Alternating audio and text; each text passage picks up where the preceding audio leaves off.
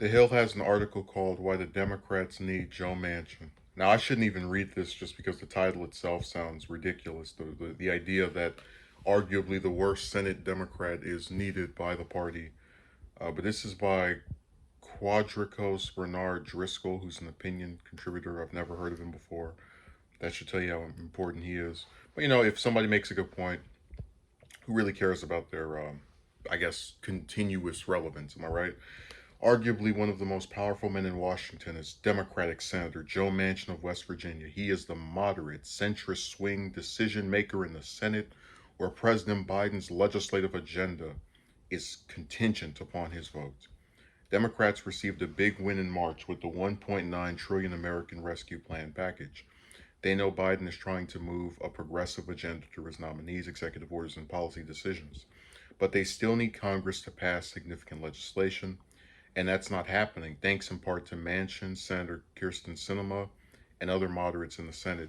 See, I always disagreed with the term moderate for someone like Manchin. Like, I could see where a person would look at, let's say, Schumer, right, as a moderate because he doesn't support single payer or just some of the other things that, the Sanders crowd would back, but he doesn't usually end up as being like one of two, three, four Democrats that joined all the Republicans and voting for this policy decision like a Supreme Court justice or something. So I've never liked that labeling of him because it infers the idea that being a moderate associates you with like going the extra mile of being right wing, which uh, it's the same couple of people like Manchin and Sinema that are doing that.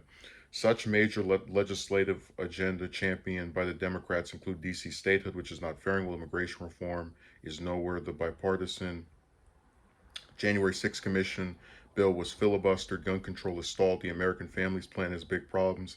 The American Jobs Plan may not fare as badly, but it won't survive intact.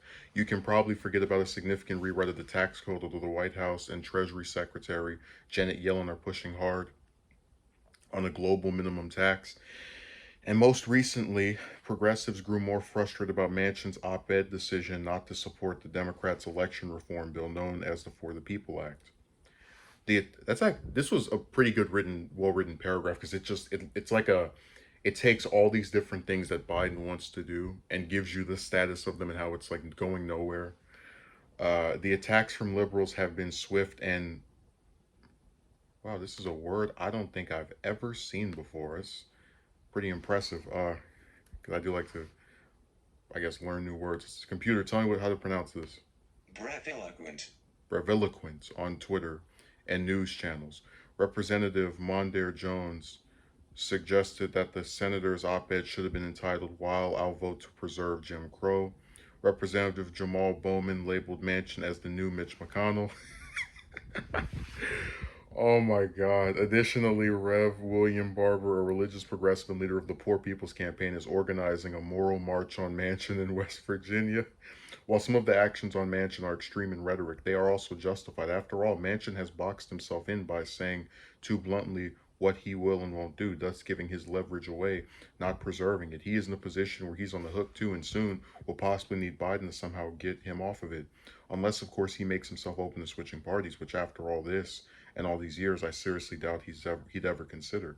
But while the attacks are more ideological than political, especially for the more progressive wing of the Democrats, such bombast speaks to the need for moderation within both parties, but most especially the Democrats. The attacks will not harm Manchin given his status in West Virginia, where Trump carried the state by nearly 40%. Democrats, however, don't seem to understand the reward a centrist independent can translate into a win, which sometimes means flourishing the party over a controversial piece of legislation.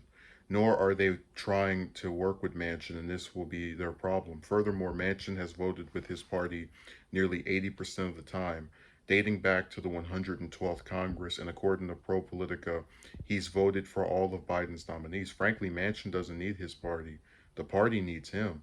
See, this is like where we start to get into the you're not making any sense to me territory. If I have a party where legislation like the agenda I have, right? Let's say I'm in the position of Biden as the president. The things I want to do are constantly stifled by the same one, two, three senators, 10, 15 representatives in the House. I don't see where I need those people, like where they're actually something that is good. That like, oh, I need you. Like, yeah, you need them to pass your stuff, but there's a reason people are talking about primarying Manchin because they think he's a detriment, and he makes himself that way when he's the only member of his party that stands in the way of things getting passed. Let me go back down here. There was a record voter turnout among the Democratic base this last election to ensure the Biden-Harris win in a slight congressional Democratic majority. Yeah, you see how well that majority's treating them. They can't even pass their own stuff. As the research illustrates, when Democrats are in control, African Americans, the poor, and other communities of color legislatively tend to do well. Consequently, the Democrats need moderate voices, conservative Democrats, including Manchin. See, it's like there's two of you. This isn't a block of the party. This is three guys that have a bunch of power because Democrats can't win elections in half the goddamn country. Democrats should be concerned about the increasing appeal of conservatism to minority voters, especially Latinos. Yeah, we're going to see this big upsurge of Hispanics, the same group of people that Republicans talk trash about. See, like every time I see stuff that tells you that the Democrats are going to lose their majorities, like with minorities, it's always BS. In truth, you do have a lot of African Americans and some other groups that don't vote for Democrats as much, but that doesn't translate to I'm then going to vote for the other party. They just don't vote, period.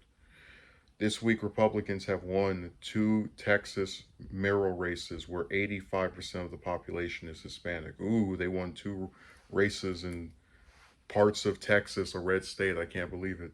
While Republicans may never win over 11% of black voters, we can't ignore conservatism strongholds outreach among certain racial groups, including Asian and Latino Americans. Thus, as some do, it's like the only Latinos that are actually conservative, like by polling, are Cubans, and it's like that's a group that Democrats have always had a problem attracting. But whatever. Uh,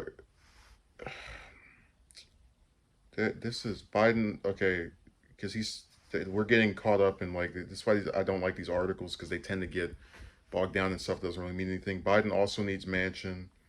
Manchin and his party can't be opposed to meaningful legislation without concretely contributing to what is required for a compromise. Uh, God, it's just ultimately we need both parties devoid of extremes. While there are some sensible Republicans like former Republican Chairman Michael Steele and Representative Adam Kinzinger, in my view, the Republican Party is too far gone. Perhaps third party is something what American politics truly needs. However, in the meantime, the Democrats need to figure out a better way to work with the senior senator from West Virginia, or we continue to lose as a country. So when they say having working with Manchin, it means capitulating to him. So hey, we don't. I don't care that the majority of my party supports this thing, and I'm the one person who's like screwing it up. Uh, oh, what's that? We can prove that voting rights have been messed with by these governors in respective states, so that's why we want to pass a national bill to go past these states' rights issues. Oh, I don't care. It's like, you know, sometimes like extremism first of all is an opinion. There are like people will say something is extreme, usually don't agree with it, but like to sit here and actually say we need to capitulate to Manchin, this one senator. It's a good thing they have control, so like it's good somehow that he's blocking all of this stuff that Biden wants to do. I just think is insane. Like I feel dumber for having read this article because it doesn't make any sense to me. You want the party somehow needs a guy that's going to continuously block the things they want to do, and then we're supposed to like see that as a good thing. It's like the only reason Manchin's even allowed to get away with this is because, as I did the video this past week, he knows that Biden won't do anything to him because he's a pussy. He's too scared to go to West Virginia and rally support for people protesting against Manchin for screwing up the national Democratic agenda. That's why his stuff isn't going through. So this article was really ridiculous. I regret having read it. I did it for just the purpose of a video because we always try to have one video a week on Joe the Joke Manchin. So I hope you enjoyed it. See you later.